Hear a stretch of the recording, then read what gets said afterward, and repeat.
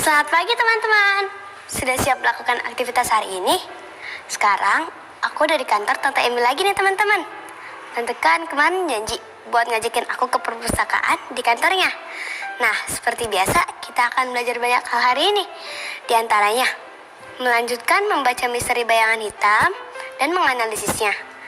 Terus, kita akan belajar kata konjungsi yang menggambarkan alur cerita atau urutan kejadian. Mengenal kalimat tanggapan, dan yang terakhir, kita akan belajar perkalian dan pembagian bilangan bulat positif dan negatif.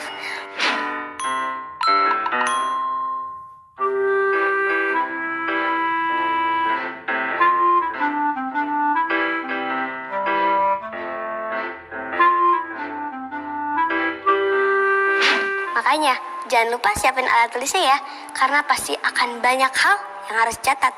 Dan jangan lupa juga untuk berdoa supaya bisa lebih bermanfaat. Rizka.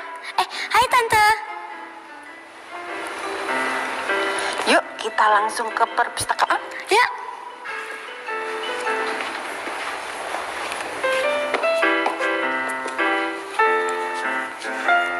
Ini dia perpustakaannya. Wah, bukunya banyak banget Tante. Pasti banyak cerita yang menarik nih. Tante tahu, pasti kamu suka. Kamu kan demen banget baca buku. Tapi Tante, sebelum Rizka lanjut baca yang ini, Rizka mau selesain yang misteri bayangan hitam kemarin. Soalnya Rizka penasaran banget. Wah, kebetulan jam siaran Tante masih lama. Mau nggak Tante bacain? Mau Tante.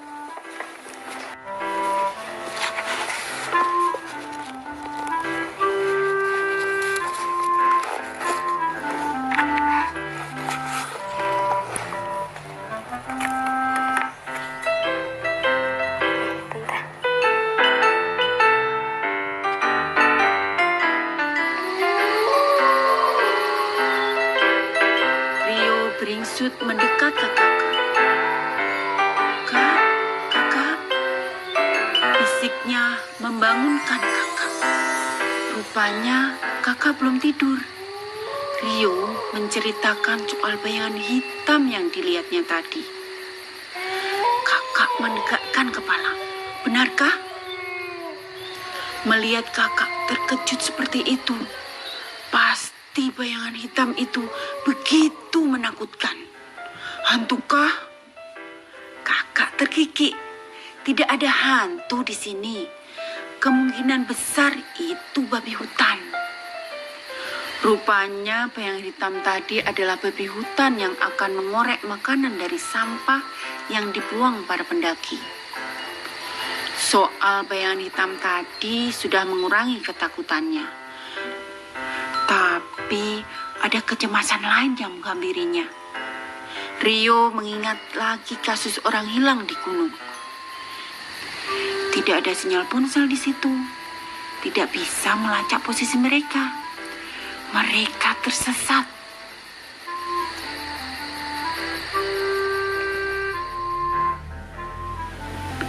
Tiba-tiba Rio teringat sesuatu.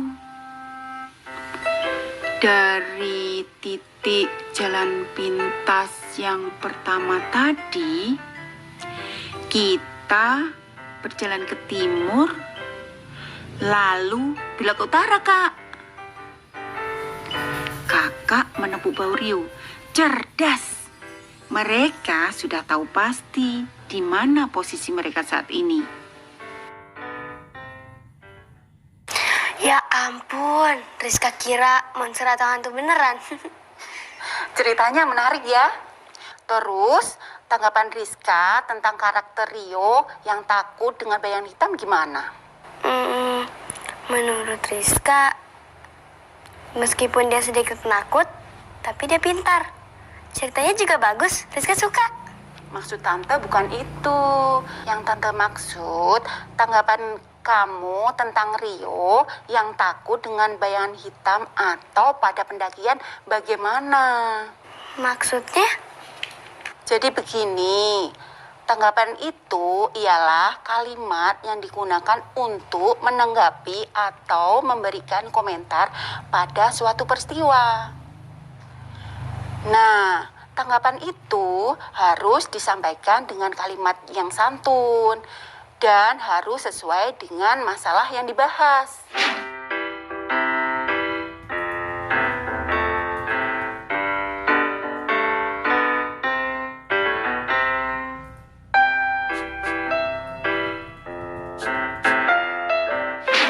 Contohnya apa, Tante? Contohnya, ketika Rio menceritakan tentang bayangan hitam yang dilihatnya kepada kakak, menurut Tante, yang dilakukan Rio sudah benar. Lebih baik bercerita kepada kakak supaya Rio tidak ketakutan atau kebingungan sendiri. Lagi pula, dalam kegiatan satu tim seperti mendaki gunung, semua persoalan harus dipecahkan bersama. Oh, begitu.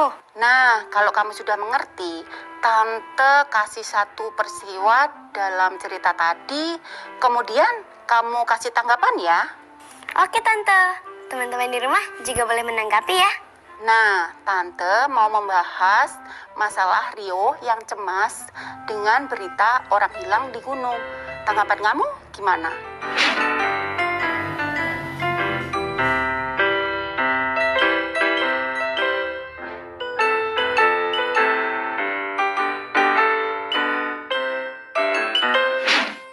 Kalau menurut teman-teman gimana?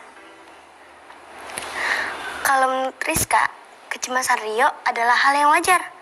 Siapapun orangnya pasti tidak ingin mengalami musibah. Karena itu, sebelum mendaki gunung harus mempersiapkan segala sesuatunya dengan baik. Begitu kan, Tante? Ya, benar. Itu baru nama kalimat tanggapan.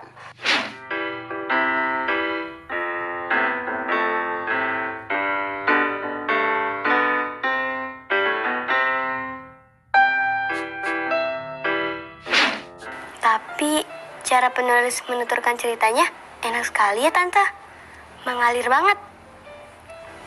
Rizka jadi ragu. Apa bisa Rizka menulis dengan bagus dan mengalir seperti itu? Tentu bisa dong. Yang penting kemampuan menulisnya harus diasah terus. Dan untuk membantu kamu membuat ceritamu mengalir, kamu bisa selipkan kata-kata konjungsi. Hah? Apa itu, Tante? Masih ingat kan kata konjungsi? Konjungsi atau kata penghubung adalah kata yang menggambarkan alur cerita atau urutan kejadian. Nah, konjungsi yang menggambarkan alur cerita atau urutan kejadian itu ada banyak, yaitu kemudian, sesudah, lalu, sebelum, pada akhirnya, sementara itu, pertama, dan mula-mula.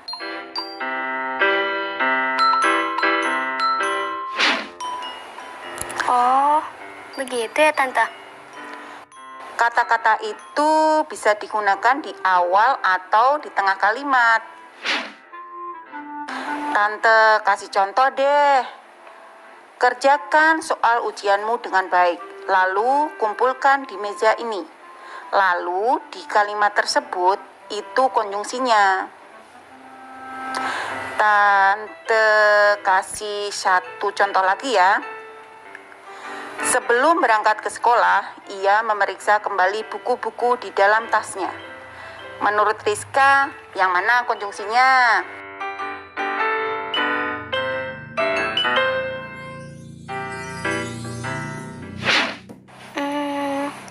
Sebelum adalah kata konjungsinya ya, Tante.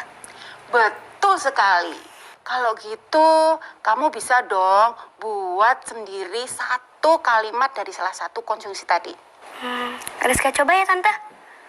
Pada akhirnya, Rio dapat menemukan jalannya saat tersesat berkat kompas. Begitu kan, Tante?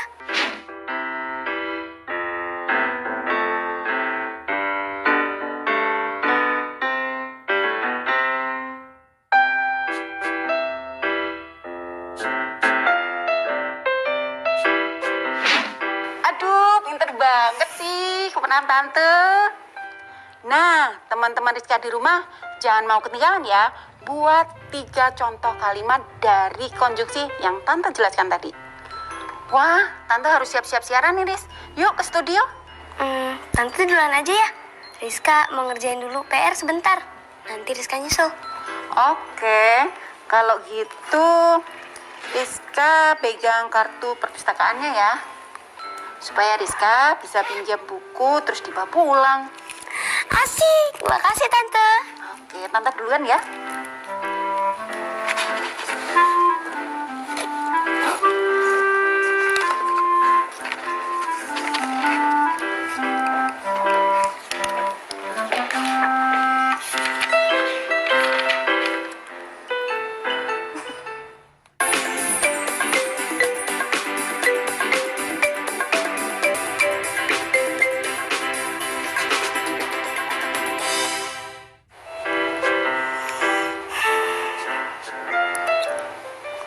Duh, bingung nih gimana cara ngerjainnya. Teman-teman, Rizka sekarang lagi belajar perkalian dan pembagian bilangan bulat positif dan negatif. Tapi Rizka nggak paham. Yang Rizka baru bisa cuman penjumlahan dan pengurangan saja. Minta tolong siapa ya? Oh iya, aku telepon Ria aja deh.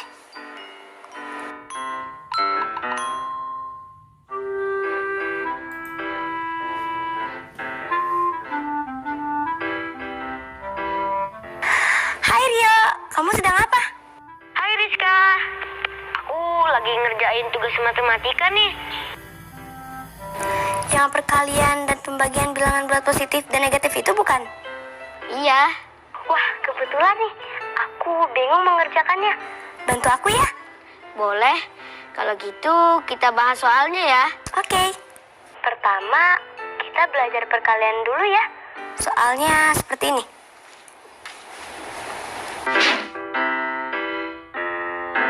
Cici adalah seekor kelinci yang hidup di padang rumput. Sekali melompat, ia bisa mencapai jarak 2 meter loh. Mari kita bayangkan, pada kaki bukit tersebut terdapat garis bilangan dan sarang Cici terdapat pada bilangan 0. Berarti sebelah kanan tempat Cici berada adalah bilangan positif dan sebelah kirinya adalah bilangan negatif. Berarti jika Cici melompat sejauh 2 satuan ke arah kanan, Cici akan berada di bilangan 2. Sekarang soalnya seperti ini. Jika Cici berada di titik 0, lalu melompat maju sejauh 2 satuan sebanyak 3 kali ke arah kanan, akan berada di bilangan berapakah Cici? Berarti operasi yang digunakan dari soal tersebut adalah 3 lompatan dikali 2 sama dengan 6. Benar. Sekarang soal berikutnya. Jika Cici berada di titik 0, Cici menghadap ke kanan dan melompat mundur sebanyak 2 satuan sebanyak 3 kali. Berada di bilangan berapakah Cici sekarang? Nah, yang perlu diingat bahwa jauhnya lompatan ke kanan dilambangkan dengan bilangan positif dan jauhnya lompatan ke kiri dilambangkan dengan bilangan negatif. Berarti Cici menghadap ke kanan namun mundur. Maka dia melompat ke kiri. Maka jauhan lompat Cici bernilai -2. Operasinya akan seperti ini. -2 dikali 3 lompatannya sama dengan? Jawabannya -6.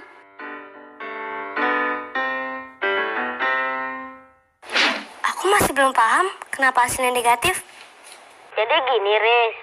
Jika dalam sebuah perkalian atau pembagian ada salah satu bilangannya negatif, maka hasilnya sudah dipastikan negatif. Contohnya, nih, -3 kali 2 sama dengan -6. Dan ini 5 kali -1 sama dengan -5. Jadi gitu, Riz. Oke, aku mengerti sekarang. Nah, sekarang kita coba soal yang pembagian yuk. Oke. Teman-teman di rumah juga ikut menghitung bersama ya. Dataran tinggi Dieng di Jawa Tengah adalah satu daerah di Pulau Jawa yang juga bisa mengalami suhu yang membekukan. Suatu pagi, suhu menunjukkan 25 derajat Celcius di dataran tinggi Dieng.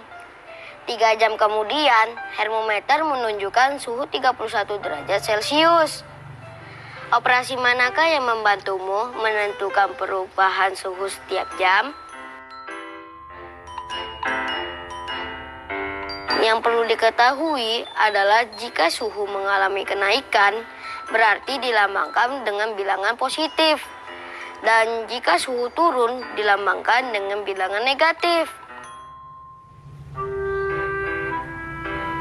Dari soal tersebut, kita tahu perbedaan suhu yang terjadi adalah 31 derajat Celcius dikurangi 25 derajat Celcius, sama dengan 6 derajat Celcius. 6 adalah bilangan positif, karena pada soal disebutkan suhu mengalami kenaikan. Jika perubahan suhu terjadi selama 3 jam, maka operasi yang menentukan perubahan tiap jam menjadi 6 bagi 3 sama dengan 2. Maka yang benar adalah yang ini. Betul. Nah, tadi saat perkalian kita akan belajar. Jika salah satu bilangan dalam perkalian atau pembagian adalah negatif, berarti hasilnya adalah bilangan negatif juga. Tapi, pada perkalian atau pembagian, kedua bilangannya adalah negatif, maka hasilnya justru menjadi positif. Oh, begitu. Ada contoh soalnya nggak, Rio? Tentu saja ada. Soalnya seperti ini. Pada malam hari, suhu di Dieng turun dari 0 derajat Celcius ke -6 derajat Celcius. Jika setiap jam suhu di Dieng berubah -3 derajat Celcius, berapa jam yang diperlukan agar suhunya turun ke -6 derajat Celcius? Suhu turun sebanyak -6. Tiap jam bisa turun sebanyak -3.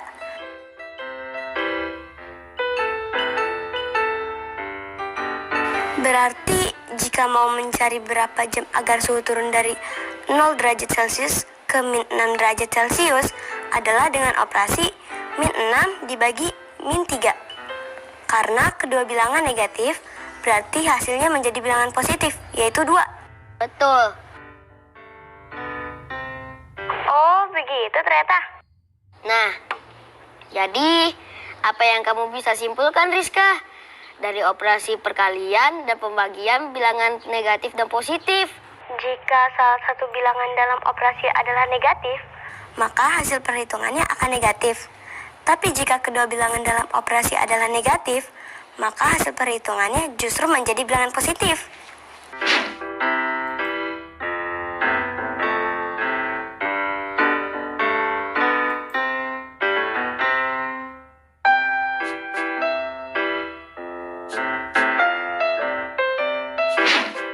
Nah, mantap.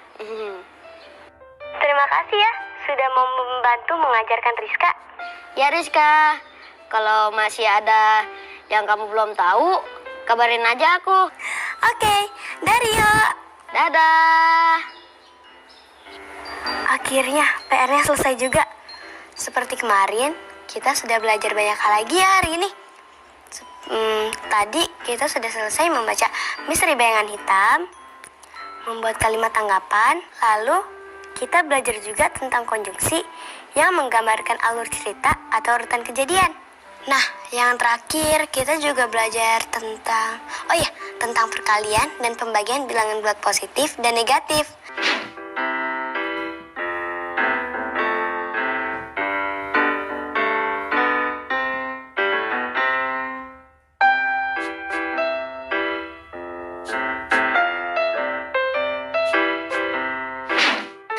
Teman-teman, semoga pelajaran tadi bisa bermanfaat ya. Amin. Nah, sekarang waktunya Rizka meminjam buku untuk dipinjam. Yeay! Sampai jumpa lagi teman-teman.